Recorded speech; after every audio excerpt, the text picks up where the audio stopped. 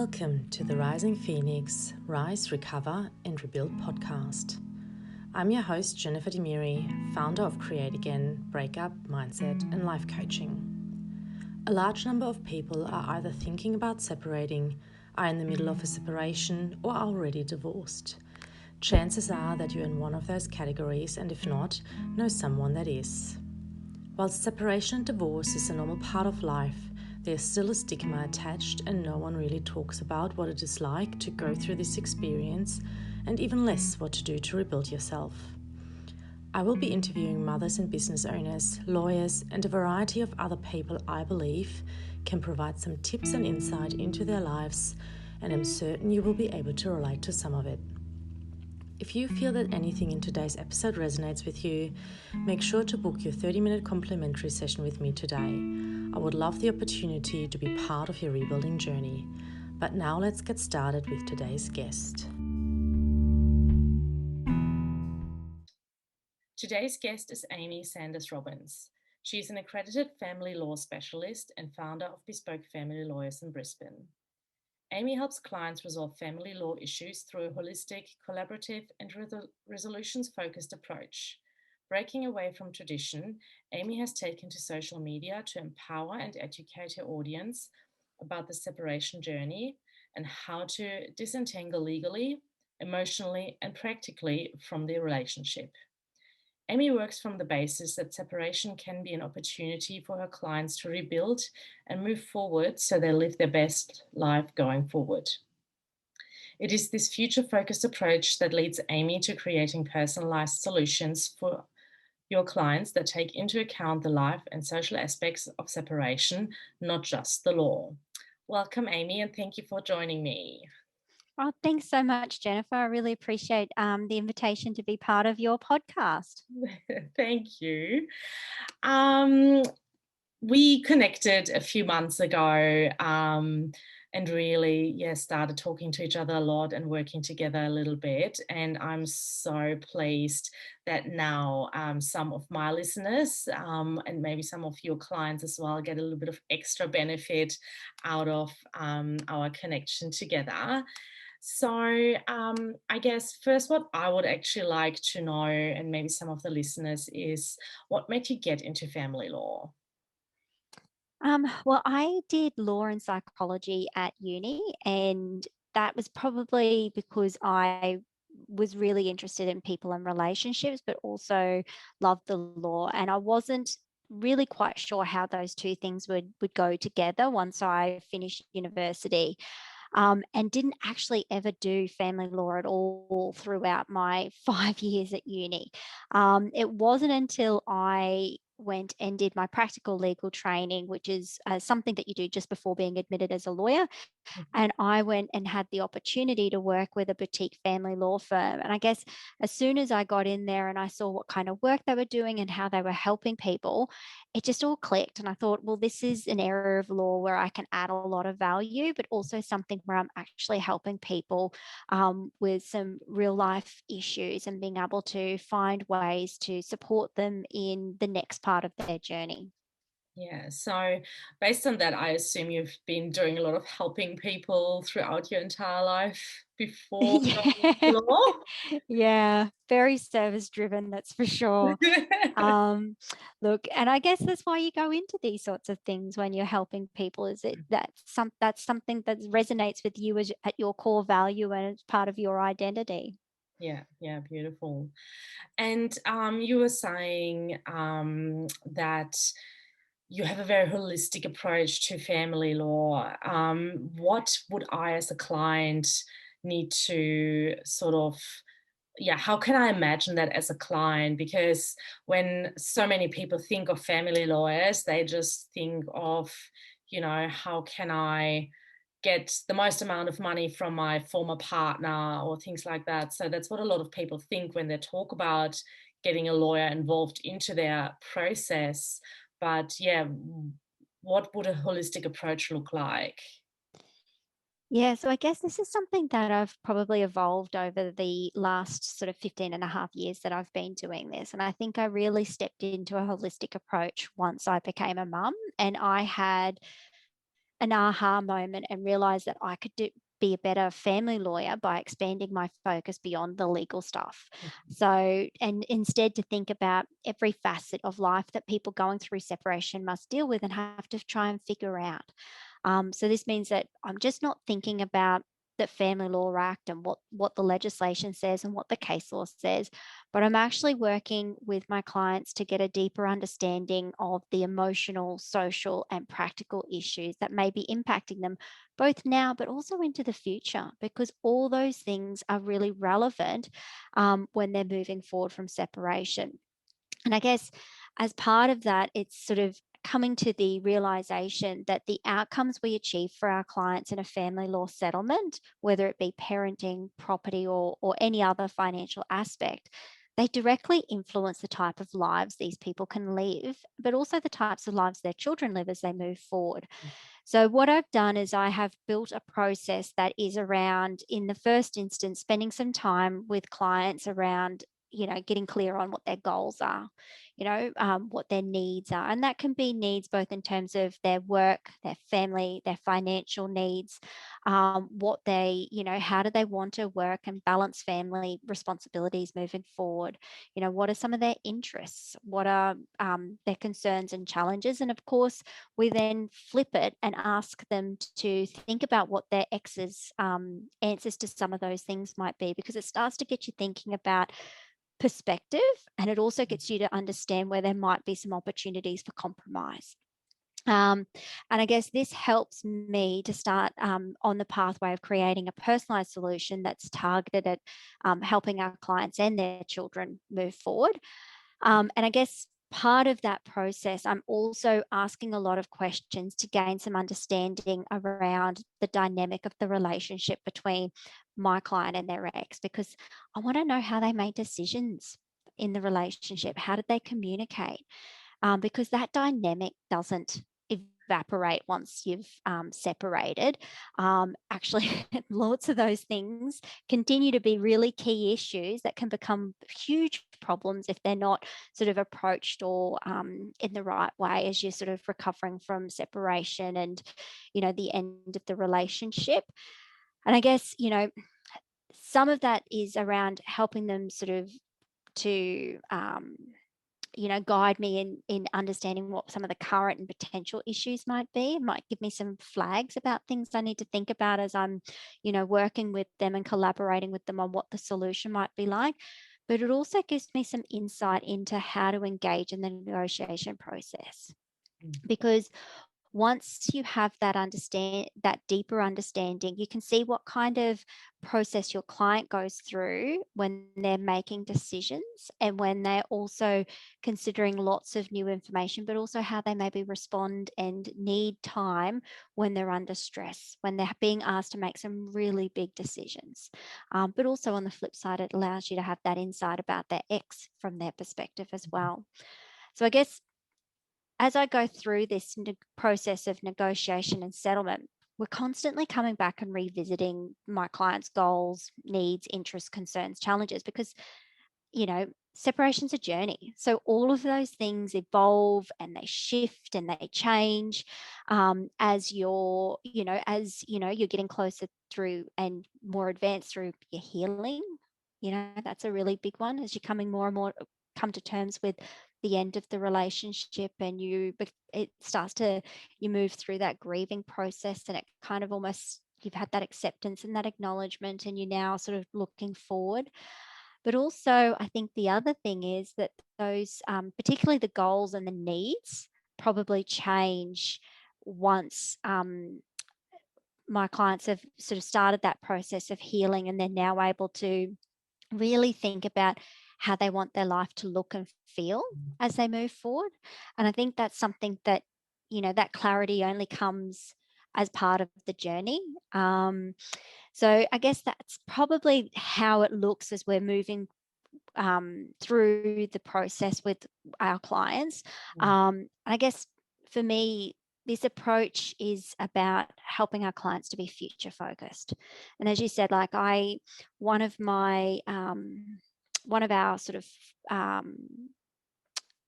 missions is to help people see that separation can be an opportunity. It can be that opportunity to rediscover who you are, to, redesign your life. And for some people, it's the first time that they are really able to step into being the masters of their own destiny. So part of this process is about, helping them and setting them up to recover, rebuild, and move forward. And that's why, they're the three pillars of our practice.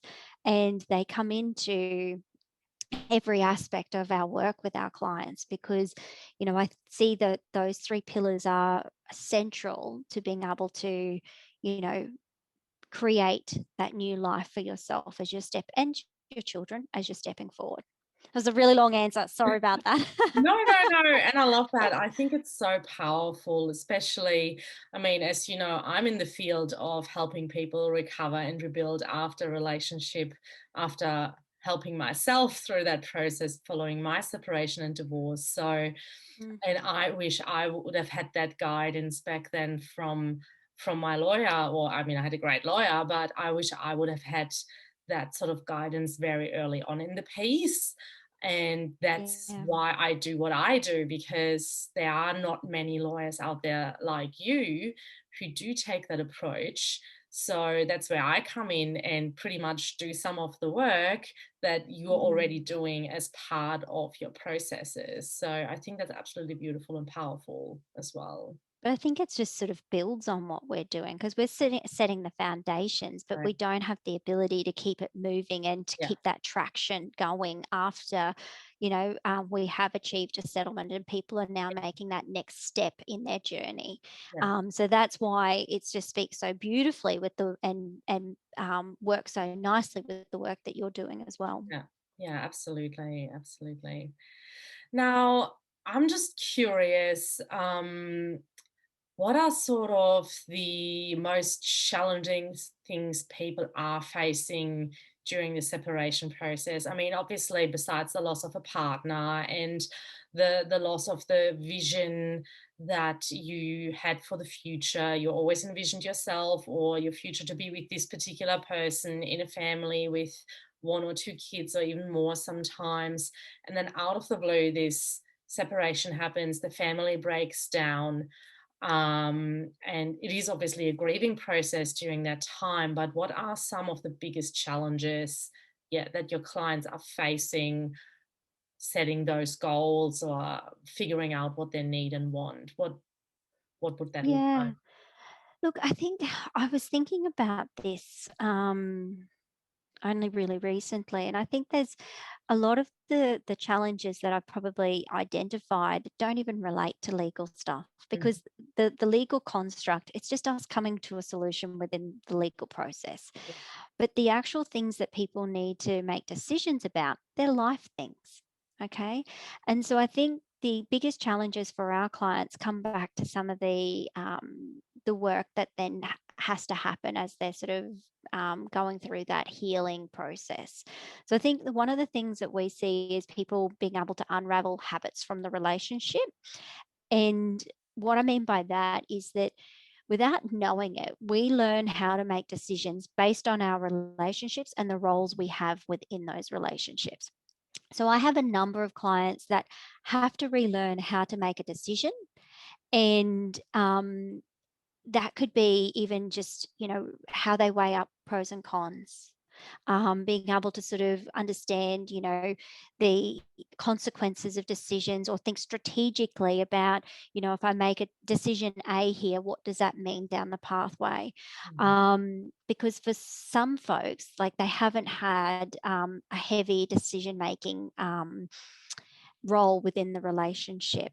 So, I guess when we have a client that we're working with that is struggling in that regard, then it's important that as part of our role, we're ensuring that we provide them with all the information they need, and we're then empowering them to make informed decisions, and we're supporting them in how they do that. I think one of the other big ones is letting go and forgiveness. Mhm. Now, particularly, and I'm sure this is very close to what you have to work with people around, is particularly when you don't get an apology back. Yeah. how do you forgive the other person, forgive yourself, and how do you let go and move forward? And even if you do get an apology, it may not be in the terms that you want. Yeah. So that's something that I think would be relevant to almost every person we work with. The other things I think about are like separating the relationship that they had with their ex from the relationship that their ex has with the children. Those two things, when we're in a relationship, they're all interconnected. But when we separate, those relationships are very different. Just because someone was a bad or not a great spouse doesn't necessarily mean that they're not a great parent. Yeah. And coming to terms with those distinct differences in the relationships is something that a great number of people we would work with really struggle with. And because your experience of them is in the context of how they made you feel, and how your life has changed as a consequence of the end of the relationship. So all of that I can get totally understandable. And I guess the other thing that comes up really regularly is like communication. And people, as I said earlier, the dynamic of the relationship and how people communicated in the relationship doesn't evaporate. There's no magic solution that comes about once you separate. If anything, communication issues you had in the relationship have actually become more intense because you don't have that foundation of trust between you, and you're not, you don't have the same level of skin in the game.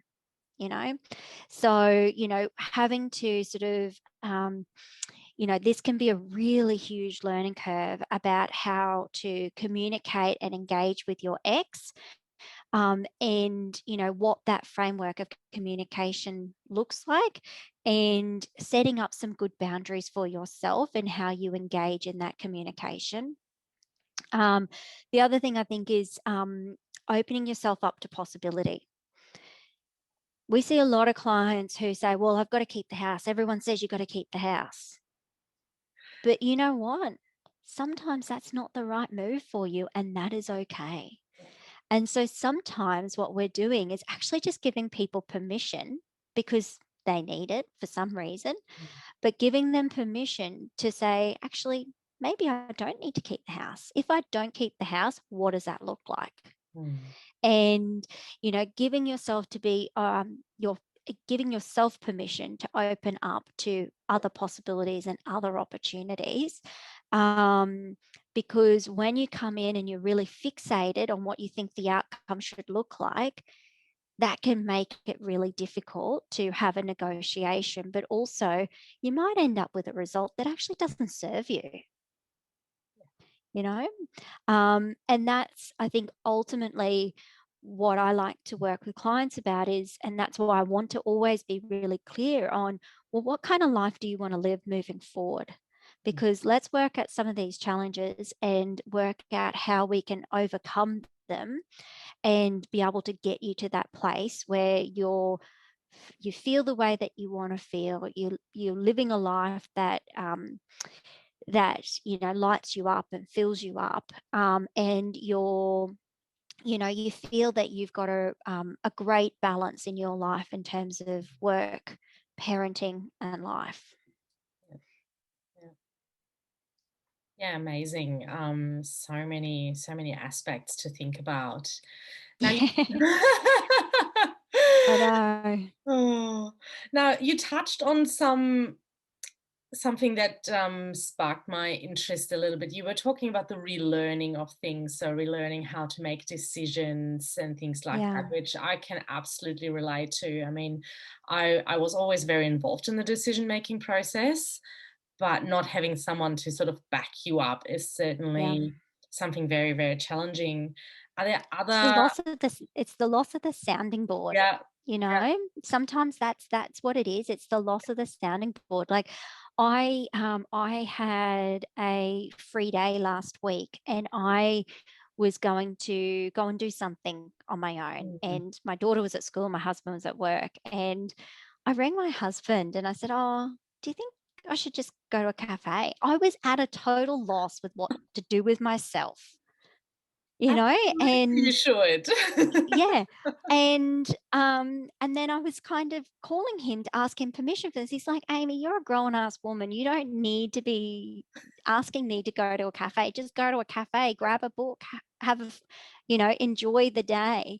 Yeah, But we do that all the time. yeah. And, it's something that when I say, unless you've experienced it and you've had to sort of sit back and relearn and Mm, adjust and make some shifts in how you do it, yeah, it does sound a little bit unusual, but it's definitely something that almost yeah. everyone has to go through. Absolutely. And I can only imagine that there are so many other things. I mean, how about finances? I can only imagine that there's so Yeah. many things in regards to that, that especially women have to relearn. Yeah, absolutely. So I think that's probably something that we see an awful lot is that, being able to identify what your financial needs are, so and having some education around that. So one of the things that we do work quite a bit with our clients about is identifying what their income and expenses are and helping them do a budget, because that's something that a great number of the people we work with, they weren't doing the finances, but also their finances are now about to shift. So if they were doing them, they are now having to sort of think about, well, if I'm on a single income, what does that look like? What kind of expenses can I pay for our children? What kind of expenses may need to be incorporated as part of this agreement? Because child support in the traditional sense isn't the doesn't offer the same level of lifestyle that a lot of people want for their kids. And so if you want something different, we need to identify what that is so that that can form part of the discussion. And as I said, the other thing is then having an awareness around, what is it you need to recreate your life, to rebuild. I was looking at an article earlier today, actually, in relation to the impact of separation on people's ability to rebuild Mm, financially. And they say that for men, they uh, they can rebuild. Um, they can rebuild within a couple of years because their income is usually much higher than women. Their superannuation is also still a little bit higher. mm, They also still statistically don't have the same level of obligation around caregiving of children, etc. But for women, it can take up to 5 years for them to even get back onto equal footing as to where they were at the prior to the separation. And it's also one of those things where, um, divorced women then have it's like 70% less super balances than married women. And they also have 90% less assets than a married woman. How crazy is that? so Um, crazy. so crazy. And I think, that's a really important part of the separation process is Yeah, that's why you got to know about your needs. So I'm not talking about needs and just I need this, I need that, but actually sitting down and having a look at a cellular level yeah, about what your financial needs are yeah, now as well as in the future, so that you are then maximizing what it is that you're getting out of a settlement. yeah, yeah. That's those figures are just unbelievable. I can't believe it.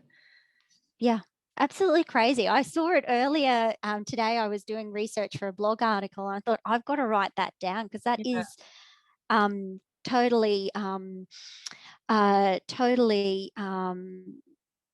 Well, I guess it's probably is what you expect it to be, but it's shocking when you see it. yeah. No, absolutely. I mean, I figured it is harder for women to sort of recover from that whole process in different areas. But yeah, having the numbers attached to it certainly puts a whole different spin on that. That's for sure. Absolutely. Yeah.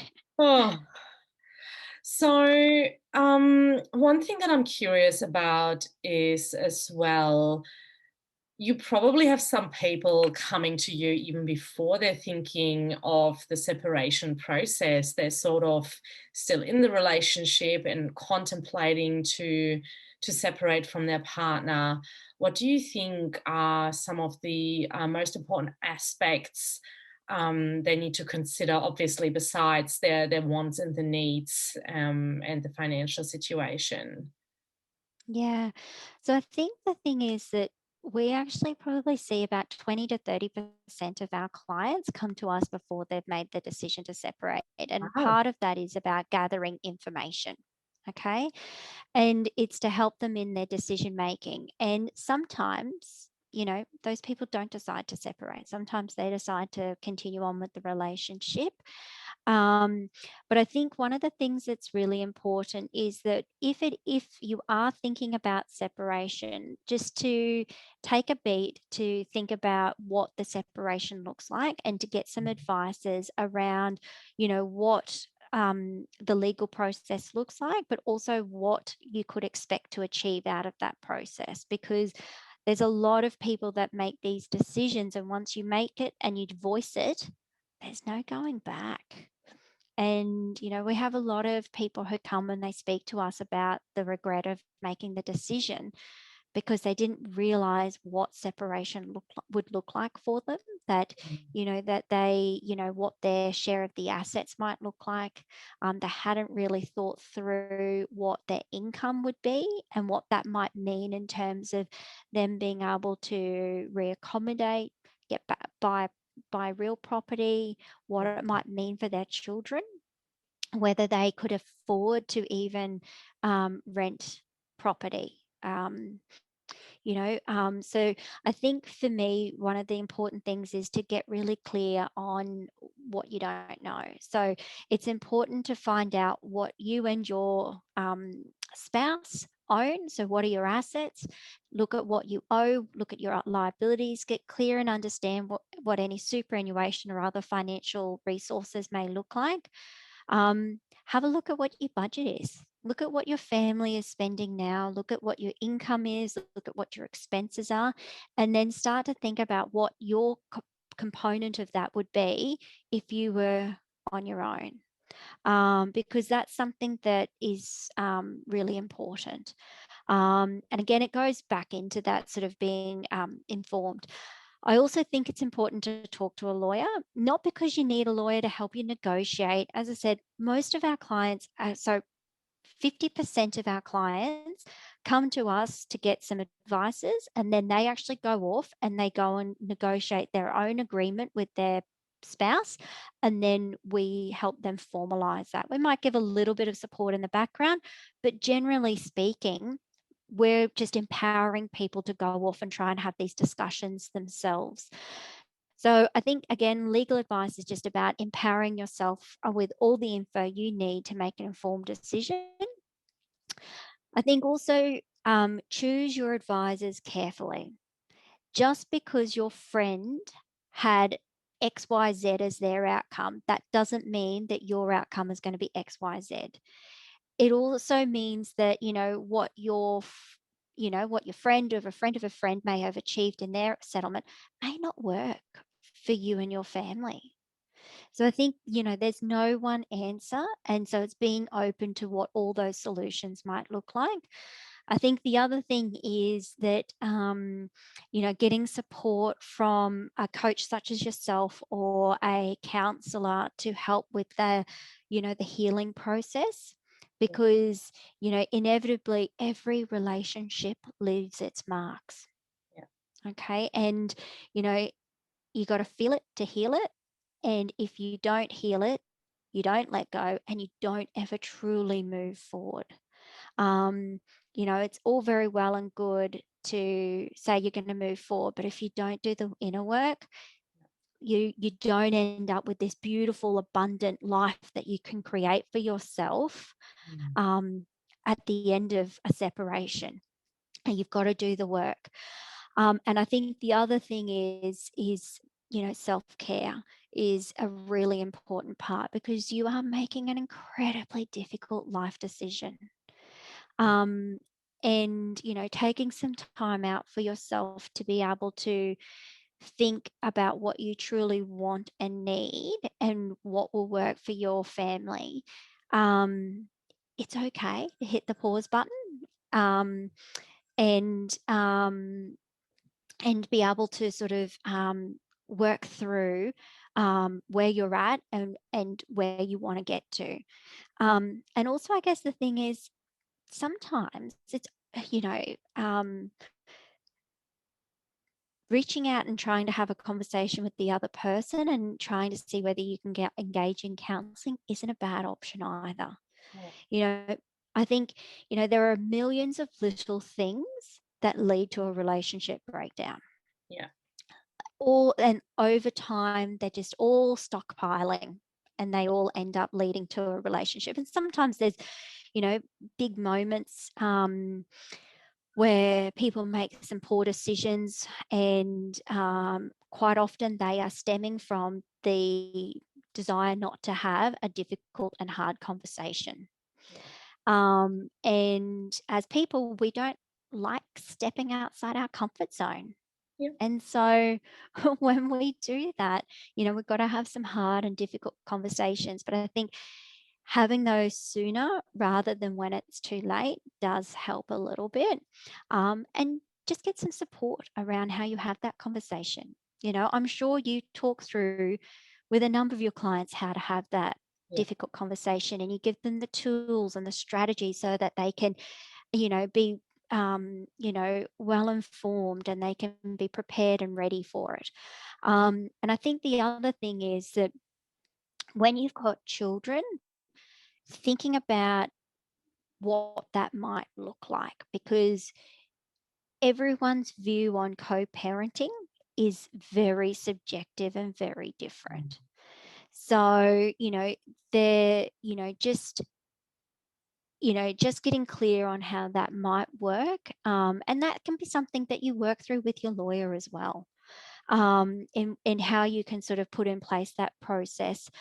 There's always lots of great resources about how you can create a parenting plan in those early sort of, weeks and months after separation, because the parenting arrangement you put in place again will probably evolve once you both parents have been able to sort of set themselves back up, and you've been able to sort of get really clear on, how you can sort of meet the children's routines, and get them to their various activities, and how that's going to fit in with work commitments and all of those sorts of things.